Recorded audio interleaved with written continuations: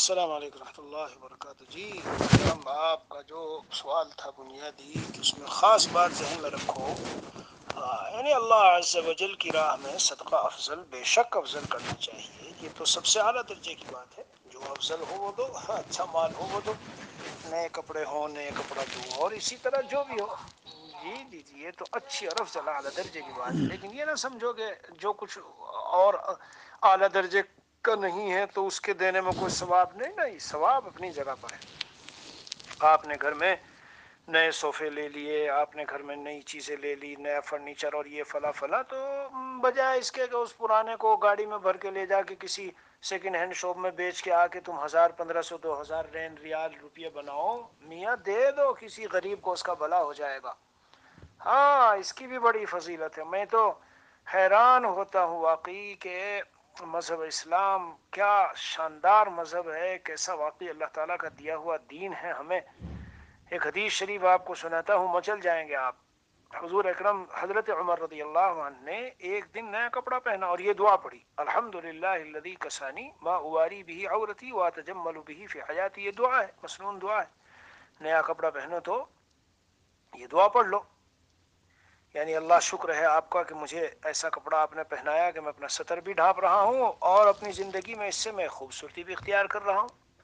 بہرحال اس کے بعد حضرت عمر رضی اللہ نے فرمایا کہ حضور اقدس صلی اللہ علیہ وسلم کو میں نے خود یہ فرماتے ہوئے سننا غور سے، دھیان سے سننا، آپ کو کہہ رہا ہوں غور سے سننا: من لبس ثوبا جدیدا، جو نیا کپڑا پہنے اور پھر یوں یہ دعا پڑھے: الحمدللہ الذی کسانی ما اواری به عورتی واتجمل به فی حیاتی.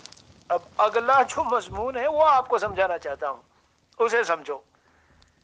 حضرت نبی اکرم صلی اللہ علیہ وسلم کا ارشاد ہے: ثم عمد الى الثوب الذي اخلق فتصدق به كان في كنف الله وفي حفظ الله وفي ستر الله. سبحان اللہ، اللہ اکبر. طبیعت وجد میں آتی ہے اور مزہ آ جاتا ہے. یعنی آپ صلی اللہ علیہ وسلم فرماتے کہ نیا پہن لیا، تمہیں اللہ نے دیا، تم نے اس پر اللہ کا شکر ادا کر لیا، حمد کر لی اللہ کی، شکر ادا کر لیا. اب جو پرانے والا جو تم نے اتارا اسے صدقہ کر دو.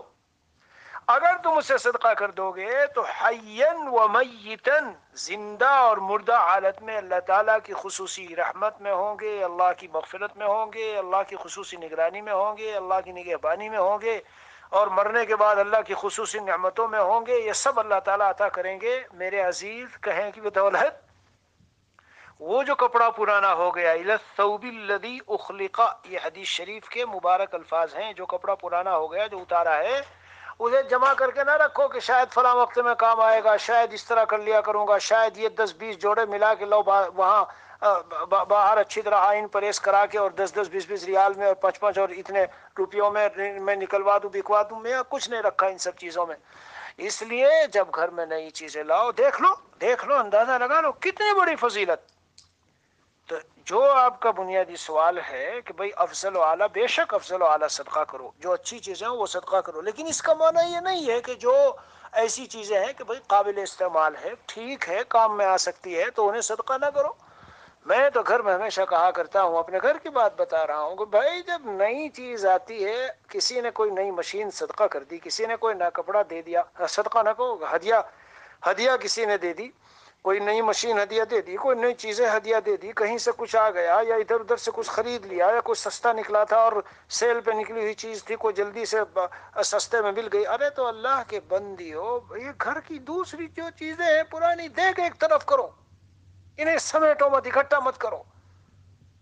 یہ مزاج ہوتا ہے گھروں میں، جمع کر کر کے فلاں موقع پہ کام آئے گا، فلاں یہ وہ، یا اس کے لیے وہ ایڈورٹائزمنٹ ڈال دو کہ بھئی اس کو بیچیں گے اور اتنا. ارے چھوڑ دو ان سب باتوں کو، کسی غریب کا بھلا ہوگا.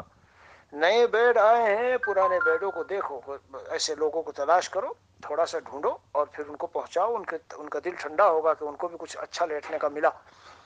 جی نئے کپڑے آ گئے تو جو تمہارے کپڑے ہیں ٹھیک ہے، درجے کے نہیں رہے، پرانے ہو گئے، لیکن اتنے پرانے نہیں. آج کل تو ان ملکوں میں یہ افریقہ، لندن اور یورپی ملک اور خلیجی ملکوں میں جو کپڑے اتار دیتے ہیں، میاں آب تاب ذرا سی ان کی گئی. میں تو بھائی ہندوستانی ہوں بھائی، سن لو صاحب بات، اور میں وہاں بچپن میں پلا بڑا ہوں، میں جانتا ہوں کہ پرانے کپڑے کیا ہوتے ہیں. لیکن خیر، بس اتنا کہنا چاہتا ہوں کہ وہ جن کو پرانا سمجھ لیا گیا اور ایسے ہو گئے، ان کی رونق سی چلی گئی، آفتاب چلی گئی، تو اللہ کے بندے ان کو صدقہ کر دو، کسی کو دے دو، اس کا بھلا ہو جائے گا۔ کتنی بڑی فضیلت ہے، معمولی فضیلت ہے، روح وجد میں آ جاتی ہے۔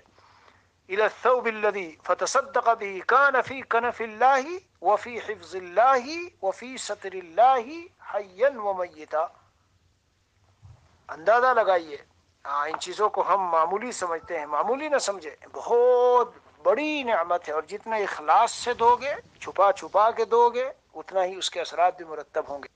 جی ہاں، اور ایک روایت میں تو یہاں تک آیا، نبی اکرم صلی اللہ علیہ وسلم کا فرمان ہے یہ، آپ علیہ الصلوۃ والسلام کے ارشادات کو میرے عزیز بہت ہی دل سے سنا کرو اور یقین کی کیفیت کے ساتھ سنا کرو۔ ہاں، ایک حدیث شریف میں تو یہاں تک روایت میں آیا ہے کہ لم یزل فی جوار اللہ وفی ذمت اللہ وفی کنف اللہ حیا ومیتا ما بقی من الثوب سلک۔ وہ جو کپڑا آپ نے غریب کو دے دیا، پہنا دیا، اس نے پہنا ہے، اس کا ایک دھاگا جب تک باقی رہے گا، یعنی پھٹ پھٹا کے بالکل ختم نہیں ہو جائے گا، جب تک اللہ تعالیٰ کی طرف سے یہی معاملہ آپ کے ساتھ رہے گا، اللہ کے ذمے میں، نگرانی میں، نگہبانی میں، حفاظت میں، رحمت میں، اور حدیث شریف کے مبارک الفاظ میں حیا و میتن، یہ لفظ ہے یعنی زندہ مردہ۔ پھر دنیاوی اعتبار سے میں غور کرتا ہوں تو اس کا ایک فائدہ مستقل یہ ہے کہ خواہ مخواہ جو گھروں میں اتنا سامان بھرا رہتا ہے، کتنی بڑی الجھن ہے، کتنا بڑا دماغی بوجھ ہے۔ حضرت مفتی رشید صاحب رحمۃ اللہ علیہ فرماتے تھے کہ جو غالباً 6 مہینے لکھا ہے یا سال، جو سال 6 مہینے میں مجھے کام میں چیزیں آنے والی ہیں ان کو رکھتا ہوں اور باقی کو سب کو دے دیتا ہوں۔ آپ اپنے گھر کو ٹٹولو، دیکھو، ہر گھر کی بات نہیں کرتا ہوں، ہمارے ہند پاک وغیرہ میں تو یہ ہے کہ بیچارے مختصر اس میں زندگی گزارتے ہیں، لیکن یہ جو دوسری دنیا ہے ساری اسراف اور فضول خرچیوں پر ایسے مشتمل ہے، ان کے گھروں کے اندر سے اگر نکالنے چلے، خود کپڑے ہی اگر اپنی عورتوں کے دیکھنے چلے تو نہ معلوم کتنے کپڑے ایسے ہیں اور کتنے بھرے ہوئے ہیں، ان کے گھروں میں کتنے ہوں گے۔ برتنوں میں چلو، کپڑوں میں چلو، اور دوسری گھریلو چیزوں میں چلو تو کتنی اندر میں پڑی ہوگی کہ سال بھر استعمال نہیں ہوئی اور نہ آگے استعمال ہوگی، بس اس گھر سے اس گھر میں، اس گھر سے اس گھر میں، یہاں سے وہاں منتقل ہوتی چلی آ رہی، گھسیٹتے اس کو چلے آ رہے ہیں، ایک بوجھ سر پر۔ حالانکہ مختصر سامان زندگی ہونے چاہیے، میرے عزیز یاد رکھنا، مختصر سامان زندگی پسند ہے۔ روایت میں ایک میں حضور اقدس صلی اللہ علیہ وسلم نے حضرت عائشہ رضی اللہ عنہ کو نصیحت فرمائی تھی۔ جی ہاں، میں اس حدیث کو وقتاً فوقتاً بیان کیا کرتا ہوں۔ کزاد الراکب البعیر، اونٹ پر جو سوار سفر کرنے والا ہے اس کا توشہ اتنا، دنیا سے اتنا توشہ لینا، سب کچھ یہ مضامین ہے۔ دینداری یہی تو ہے، ہم سمجھتے ہیں دینداری صرف نماز، تسبیح اور تلاوت اور عبادت، وہ تو دینداری کا ایک حصہ ہے، وہ تو دینداری کا ایک پارٹ اور ایک حصہ ہے۔ وہ کیا ہے کہ عبادات بس، باقی عبادات کے علاوہ جو کچھ ہے وہ سارا، پوری زندگی کے تمام شعبے ہیں وہ سب، ان میں سب میں عمل کرنا، یہ دینداری ہے۔ جی ہاں، یہ بھی ہمارے بزرگوں نے سکھایا، رسول پاک صلی اللہ علیہ وسلم نے سکھایا، صحابہ کی زندگی نے سکھایا۔ حیات الصحابہ پڑھو اور دیکھ لو ان کے گھروں کے نقشے۔ حتیٰ کہ میں سچ عرض کرتا ہوں کہ میں نے جہاں تک مطالعہ کیا، جو کچھ دیکھا ہے، جیسے آج کل بڑے بڑے گھر ہوں گے اور بڑی بڑی اقسام ہوں گی کہ یہ سٹنگ روم ہے، یہ ڈائننگ روم ہے، اور یہ فلاں روم ہے، اور یہ فلاں روم ہے، یہ سب کہاں تھے پہلے بھائی؟ میں نہیں کہہ رہا ہوں کہ حرام اور ناجائز کی بات کر رہا ہوں میں، لیکن ایک اسوہ اور نمونہ جو صحابہ کا مزاج اور بزرگوں کا مزاج رہا، بہت سادگی کی زندگی ہوتی تھی، اسی لیے تکلف سے پاک اور خالی تھے لوگ۔ یہ حضرات تکلف سے پاک اور خالی تھے، تکلف زندگی میں نظرات کی تھا ہی نہیں۔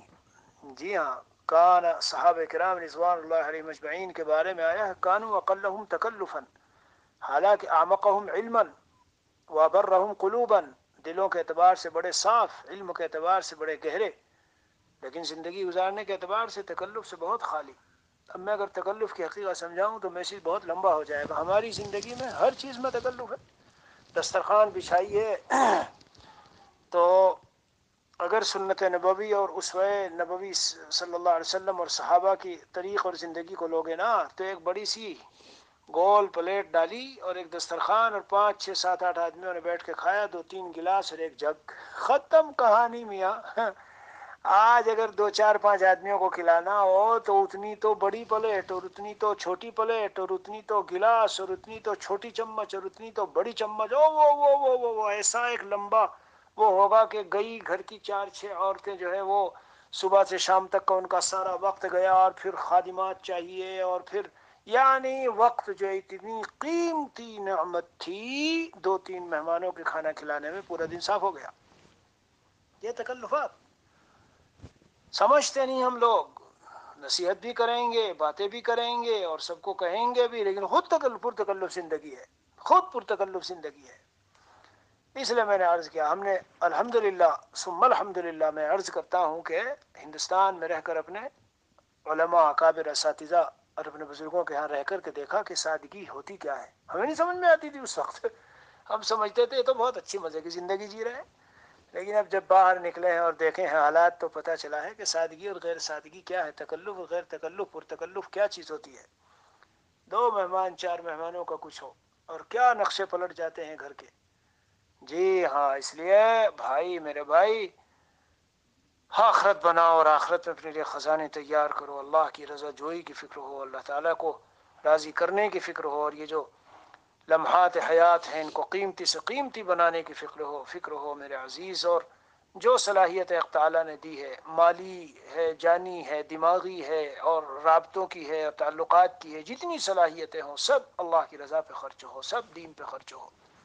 مال اللہ نے دیا ہے، اللہ تعالیٰ ہمیں منع نہیں کرتے، شریعت منع نہیں کرتی، اچھا کھاؤ، اچھا پہنو، بے شک، لیکن جو مضمون تھا اصل سمجھانا آپ کو، جو سوال تھا آپ کا، عمدہ اور اچھا خرچ کرنا، باقی دینا، یہ وغیرہ، اس کی بارے میں جو آپ سمجھ رہے تھے، ایسی بات نہیں ہے۔ آپ اچھا کھاؤ پہنو، اور جو باقی ہے اس کو ایسے وہ نہ کرو، بلکہ اسے دے دو، غریبوں کو دے دو، اپنی الماریوں کو، کبڑوں کو، اپنے کچن کو، اور اپنے اس کو گھر میں جو کمرہ ہے خالی، اس میں سامان کو بھرنے سے کیا حاصل ہے اس کے؟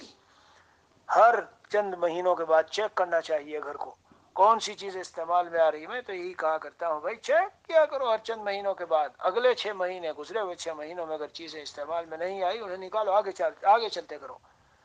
کپڑے اتنے جوڑی بنا کے رکھیں گے کہ الامان الحفیظ، ہاں میاں اتنا بنا کے رکھو کہ بس ٹھیک ہے، ہفتے میں 2-4 جو مرتبہ پہننے ہیں، اگر کبھی ایسی کوئی بات آ جائے تو چلو بھائی ایک مرتبہ دھو لیے تو کم از کم ہفتے 10 دن تک پہنتے رہیں گے اس کو، اپنے اپنے حساب سے اپنا اپنا معیار ہے، لیکن صرف ایک وہ عرض کر رہا ہوں، ایک کیا کہنا چاہیے، ضرورت کے ماتحت۔ ٹھیک ہے جناب، بس تو جو بھی ہو دیا کرو، صدقہ دیا کرو، ہاں جیسی بھی چیز ہو۔ وہ غریب بیچارہ جو لے گا، جس کے پاس وہ نہیں ہے، اس کی نگاہ میں اس کی بھی بہت بڑی قدر ہوگی، بہت بڑی قدر ہوگی اس کی بھی، اور اللہ کے ہاں کیا ثواب ہے۔ واقعہ یہ ہے، میں جب ان روایات سے گزر رہا تھا اور پڑھ رہا تھا تو میں تو مچل گیا کہ واقعی کیسا مذہب اسلام ہے، کیا عجیب و غریب نظام ہے۔ ہر مالدار جن علاقوں میں جہاں ہے، اگر یہی ترتیب شروع کر دینا میرے عزیز، تو اس کے علاقے کے تمام غربا ایک اچھی زندگی گزار لیں گے کہ عید پر، بقرعید پر اور فلاں موقع پر جس طرح کی نئی چیزیں اور نیا سامان اور نئے کپڑے فلاں فلاں آئے، تو اسی حساب سے بیگ بھر بھر کے، باکس بھر بھر کے نکالتا رہے، دیتا رہے، آگے چالو کرتا رہے۔ جی ہاں، آگے چالو کرتا رہے، ان کو بھر کے نہ رکھے، یہ فلاں موقع پر، یہ فلاں نہ۔ اللہ تعالیٰ ہمیں دین کی صحیح سمجھ دے، متبع سنت و شریعت بنا دے، اور حقیقی معنی میں دیندار، حقیقی معنی میں دیندار۔ میں نے کبھی کبھی سمجھایا ہے، کسی دن سمجھاؤں گا انشاءاللہ دیندار ہوتا کیا ہے۔ السلام علیکم ورحمۃ اللہ وبرکاتہ۔